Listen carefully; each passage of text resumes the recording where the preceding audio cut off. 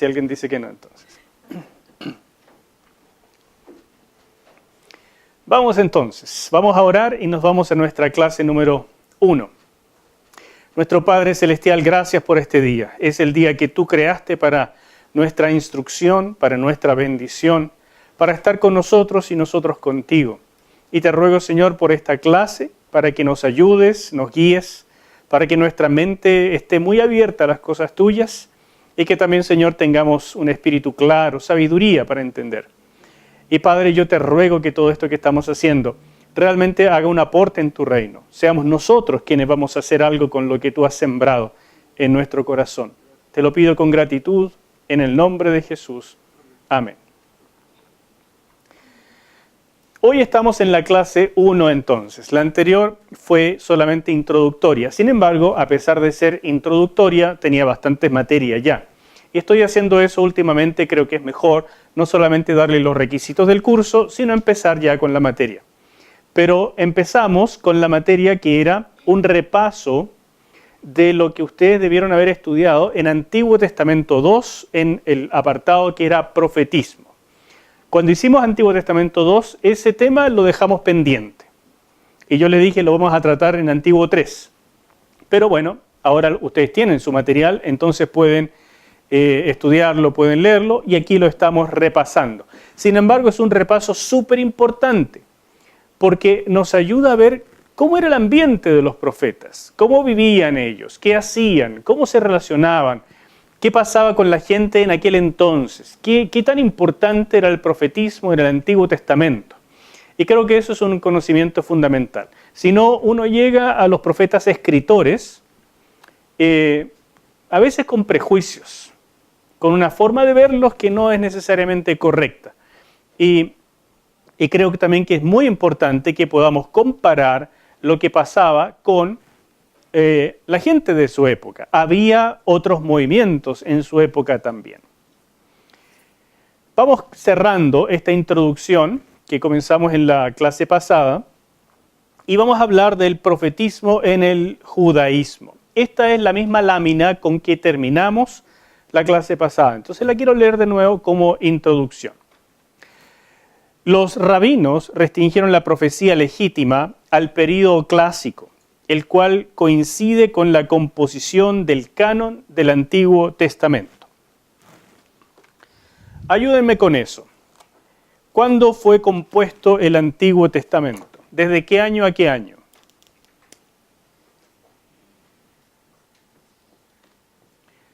Todo lo que yo pregunto acá es algo que espero que ustedes sepan muy rápido, ya les quede claro en la mente. Entonces, si no les queda claro ahora, lléveselo para la casa y lo estudia, para que la próxima vez que lo pregunte, salga de inmediato. Bueno, ¿cuándo comenzó esto? Para saber cuándo comenzó la escritura del Antiguo Testamento, tenemos que saber cuándo fue el éxodo de Egipto. ¿Qué fecha? Muy bien, 1446 antes de Cristo. Aquí comienza nuestra línea de tiempo en relación con la escritura del Antiguo Testamento. Aquí salieron de Egipto, ¿no es cierto? Y aquí comienza en algún momento la escritura del Pentateuco, porque consideramos, como dice la tradición judía y como dice la tradición cristiana, y como creo que es bastante plausible de creer, que el Pentateuco lo escribió Moisés. Entonces, de aquí, con 40 años de diferencia, ¿verdad?, hasta 1406 antes de Cristo, aquí en este periodo se escribe el Pentateuco. Después de eso, entonces, tenemos que poner una fecha límite, la fecha en que se cierra lo que dijimos acá, el periodo clásico.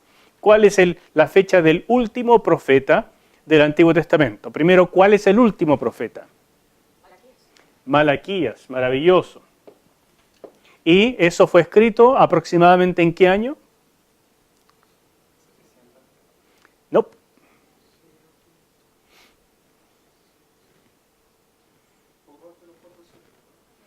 450 antes de Cristo. O sea, en la mitad del siglo V antes de Cristo. Los profetas escritores comenzaron a escribir después de la división de la monarquía, con la posible excepción de Samuel, que habría escrito antes de eso, pero no hay certeza total de que él sea realmente el autor de los libros que llevan su nombre. Es posible, pero no podemos estar 100% seguros. Pero los profetas escritores comenzaron a escribir después de la división del reino. ¿Y cuándo fue la división del reino? ¿En qué año? Muy bien, 931 antes de Cristo. Ahí es cuando murió Salomón y sus hijos. Entonces su hijo Roboam no fue capaz de llevar el reino adelante unido, y Jeroboam, entonces su hijo, digamos, no 100% legítimo, produjo o terminó de producir la división. Entonces este es el año donde comienza, por así decir, la composición de la literatura profética, y específicamente con el profeta más antiguo que conocemos, que es ¿cuál? No es Isaías. No adivinen. ¿Saben o no saben? Es que, como dije, Samuel, no sabemos exactamente con toda certeza si es el autor de los libros que llevan su nombre. En el caso de que fuera, él estaría en esta época de acá, ¿ya? Antes de esto, antes de la división del reino. El más antiguo es Abdías, que además es el profeta más cortito, tiene solo un capítulo. Y Abdías se supone que él trabajó y escribió aproximadamente en la mitad del siglo IX, o sea, en el 850 a.C. Este es el período clásico, de aquí a acá. O sea, del 850 al 450, ¿son cuántos años? 400 años en que los profetas trabajaron y escribieron toda la literatura que tenemos. Los 4 profetas mayores, con la colita de Lamentaciones, que es de Jeremías también, 4 profetas mayores y 12 profetas menores. ¿Queda claro? Todo eso es lo que está en esta oración de acá, ¿no es cierto? La parte en el período clásico, que es el canon del Antiguo Testamento. Los judíos, cuando decían eso, pensaban de aquí a acá. Entonces, ¿por qué hago este hincapié?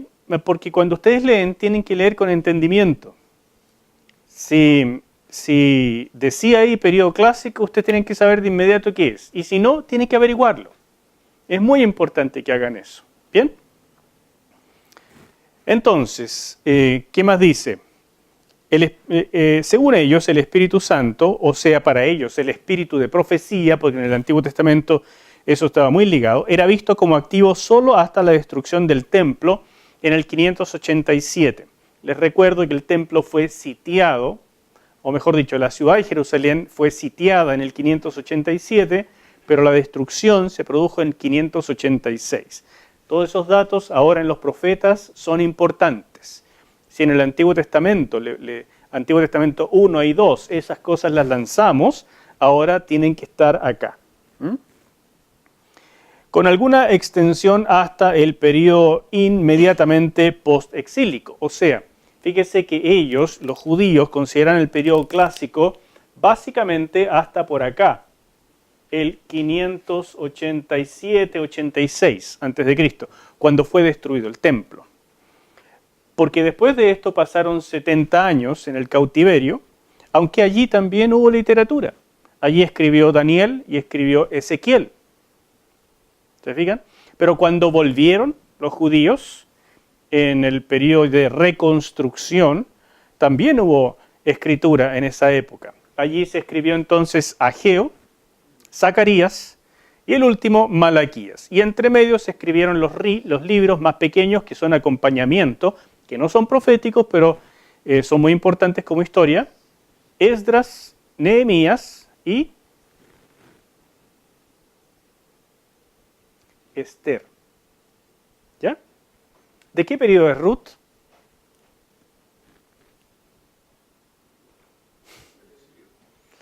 No, es de la época de los jueces, por aquí. Muy bien, esa era una pregunta para examen. El rabinismo fariseo consignaba la profecía específicamente a la ley.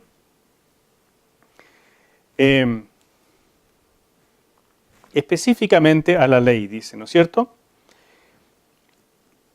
El cual contiene la historia de la salvación para los rabinos, cuyo estado es actualizado de acuerdo al plan divino. Por lo tanto, toda profecía posterior se deriva de la de Moisés. Los profetas eran expositores autorizados de la ley. Solo aquellos que eran necesarios para la clarificación de la ley llegaron hasta nosotros por escrito. Como expositores de la ley, los profetas eran secundarios a la ley y no diferentes a los sabios cuyos dichos constituían ley oral. Este era el pensamiento rabino. Entonces, tenemos que entender que para los judíos de la antigüedad, los profetas no eran exactamente igual que el Pentateuco que se escribió en esta época de acá. ¿De acuerdo?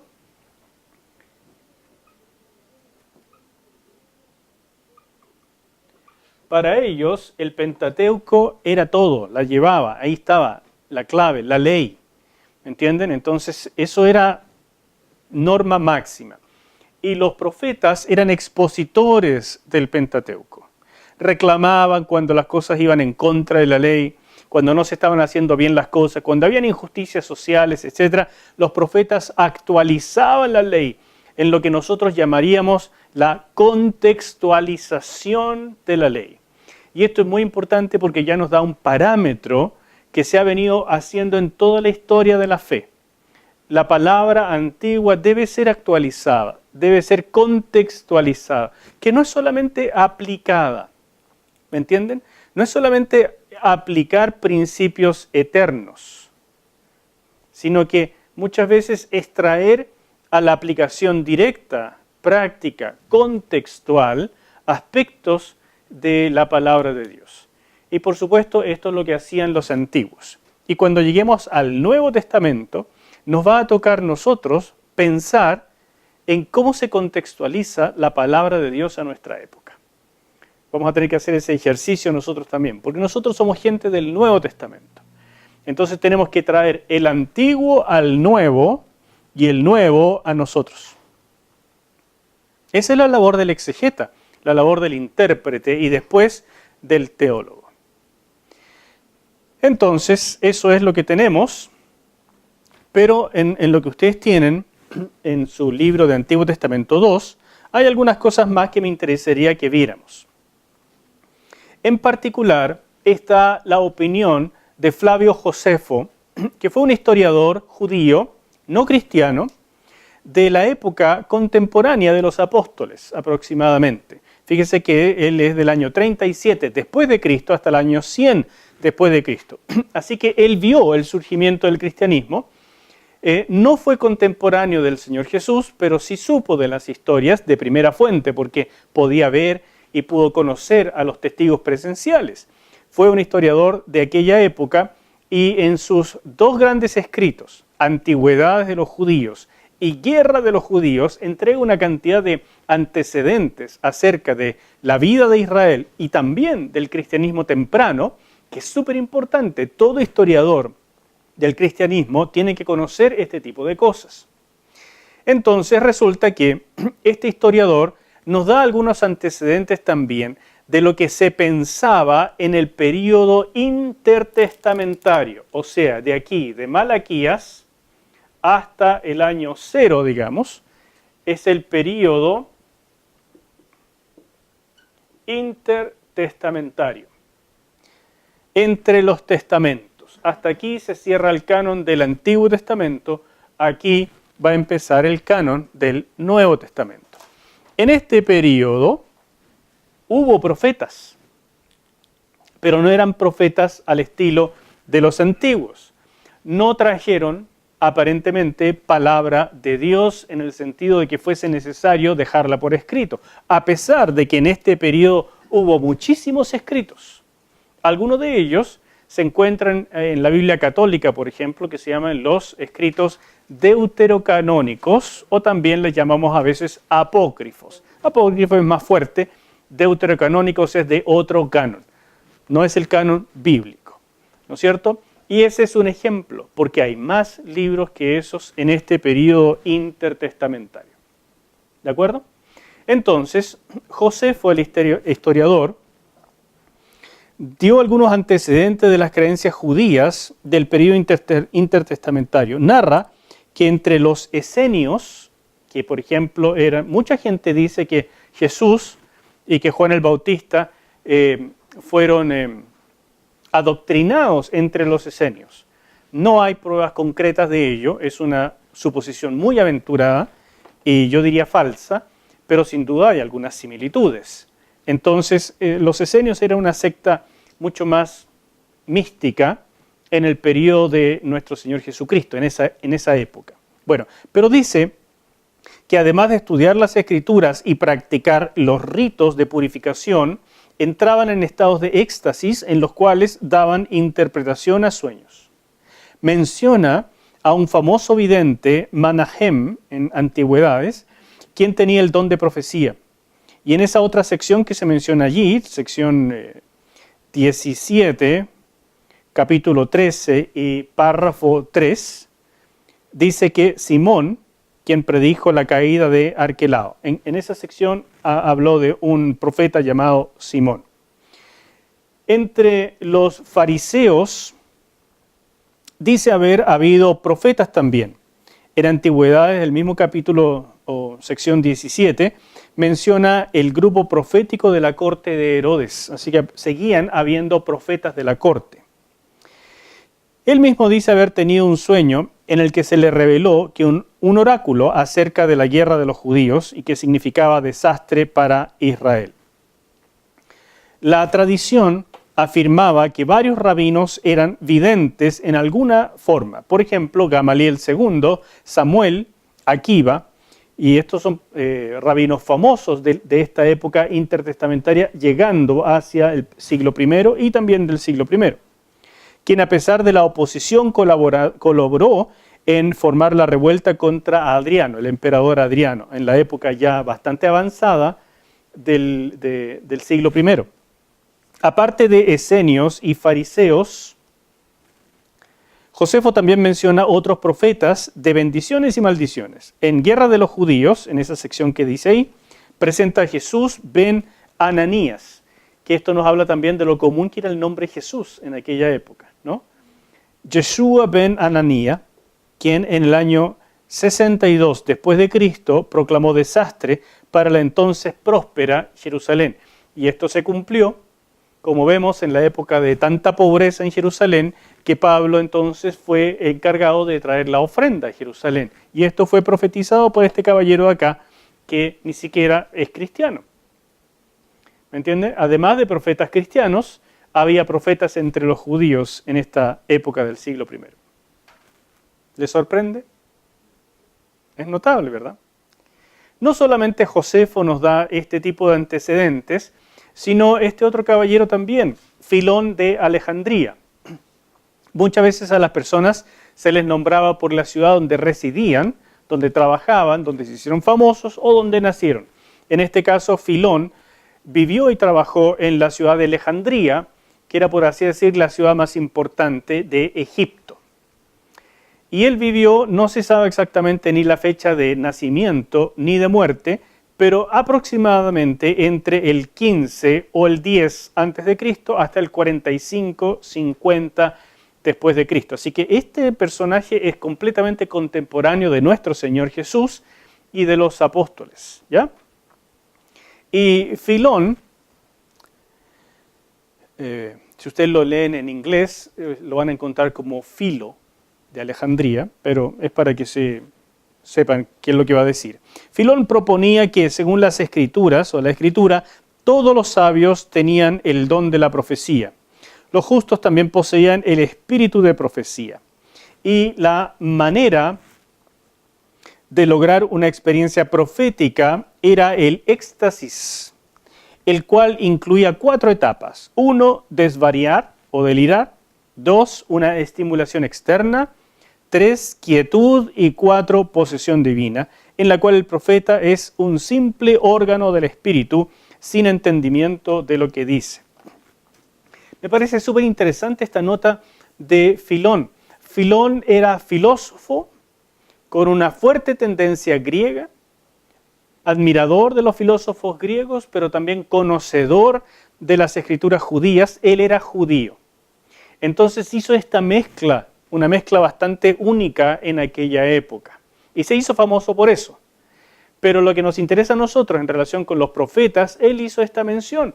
Y lo que a mí me parece fascinante es cómo él clasificó, ordenó lo que se pensaba en aquel entonces, que era la manera para obtener una profecía.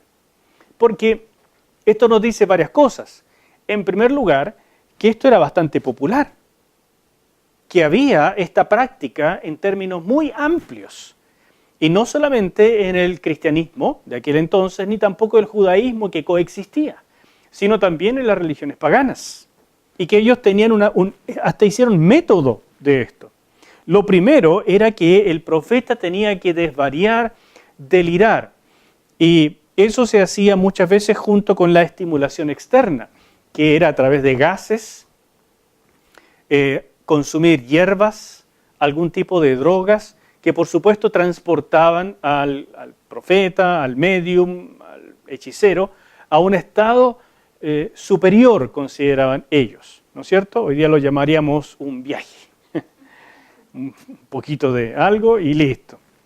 Entonces, el profeta tenía que desvariar. Muchas veces eso se lograba también con bailes extáticos. Los bailes que lograban esto eran bailes sumamente repetitivos, donde la persona llega hasta el agotamiento. Y esto se usa en varias culturas todavía hoy, ¿no es cierto? Bailes mezclados con cantos repetitivos. Y por supuesto, si le podemos agregar algún tipo de droga, de cualquier naturaleza, bueno, se llega a estados de éxtasis, estados de sopor y estados también de alucinaciones.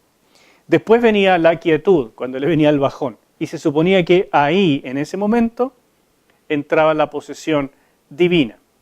Y no me cabe duda que había algún tipo de posesión, pero no creo que haya sido divina. Entonces, ¿había revelaciones en la antigüedad? Sí, se creía en eso, se esperaba eso. Y es muy importante notarlo, porque no es solamente una tradición del Antiguo Testamento. Cuando llegamos al Nuevo Testamento, ampliamente marcado por el judaísmo, pero también con esta influencia externa, que no era únicamente de esta pequeña franja de Israel, sino de todo el mundo alrededor del Mediterráneo, la gente esperaba ver entre aquellos que proclamaban una religión verdadera, esperaban ver dones, manifestaciones proféticas, manifestaciones de poder.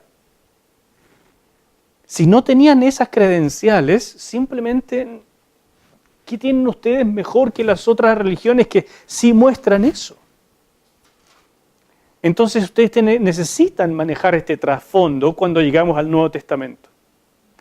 Y es tan importante porque nos sirve por una parte para ver que el Nuevo Testamento no era único en sus manifestaciones, pero tenía una fuerte competencia. Y tenía que demostrar que era diferente y mejor. Y después de demostrar eso, además que era verdadero y único.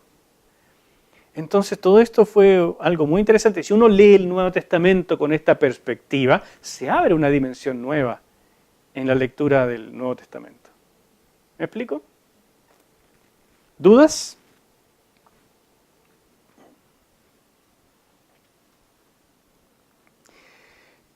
El profetismo en Israel, y continuamos un poco con eso, ahora salimos del mundo pagano y volvemos a lo que estamos viendo en Israel.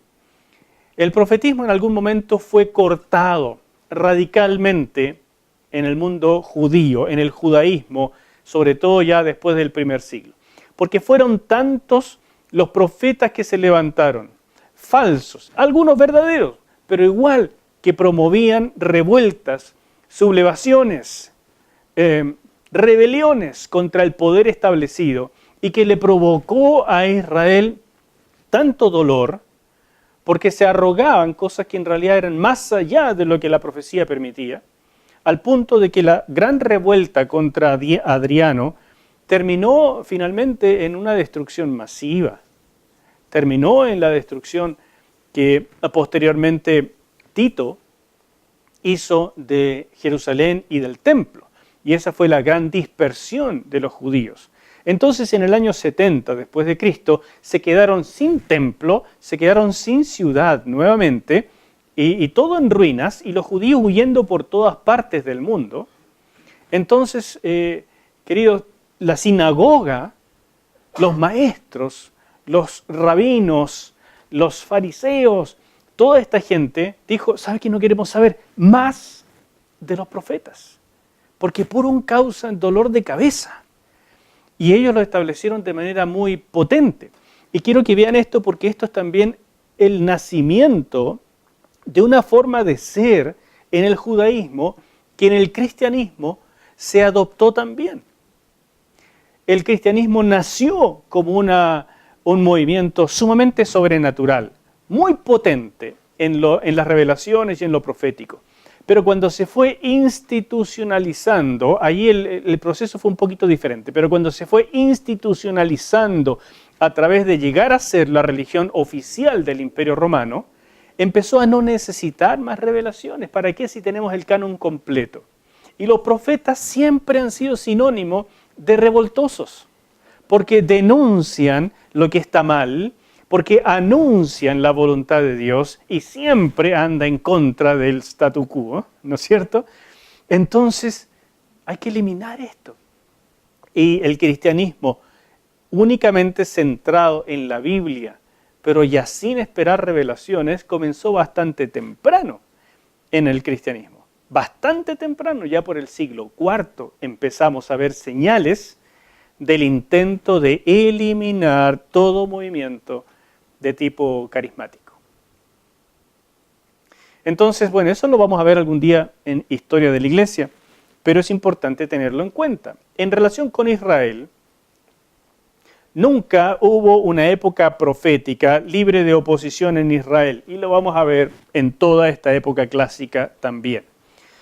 Pero después de la destrucción del templo en el año 70 después de Cristo, el rabinismo estableció un nuevo patriarcado con base en la ley y el canon, con el fin de eliminar todos los movimientos y de hacer de los hombres sabios los sucesores de los profetas. Así es que Pentateuco seguía siendo la base y lo central de todo. Esto aceptado, por supuesto, porque había sido inspirado por Dios, canon, entonces se recibe. Pero ya no vamos a recibir nada nuevo. Cerrado completamente. Si alguien sale con alguna locura, mire, si no es muy molestoso, capaz que lo escuchemos un ratito, pero si nos mueve el piso, va a ser complicado. Y esto se estableció en toda la sinagoga, en todo el mundo. El fracaso de la revuelta contra Adriano trajo consigo la supresión final del elemento carismático y la reconstrucción de la sinagoga bajo la dominación del rabinismo nomista. ¿Qué significa rabinismo nomista?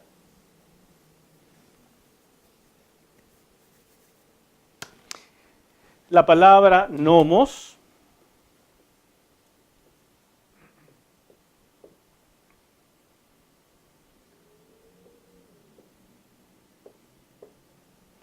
nomos significa ley. Entonces, cada vez que ustedes vean la palabra nomismo, nomista, significa algo centrado en la ley.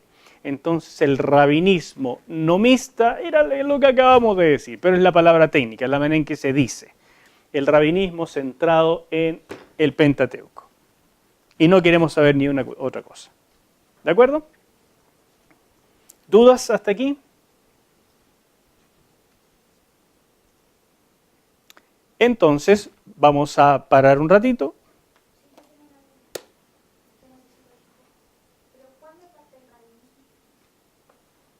Buena pregunta, Dami. ¿Cuándo parte el rabinismo? Sí, es cierto.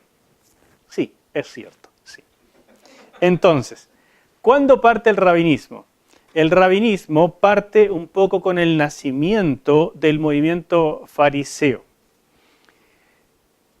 Rabinos hubo en toda época, ¿no es cierto? Porque rabino, la palabra rabí significa maestro, entonces eso siempre hubo. Pero el movimiento rabínico, o sea, el movimiento de maestros centrados en la sinagoga, haciendo discípulos, y que vemos entrando también en el siglo I con el ministerio de nuestro Señor, comienza fuertemente después del regreso de Israel de la dispersión, o sea, después de estos 70 años. Cuando Israel regresó acá,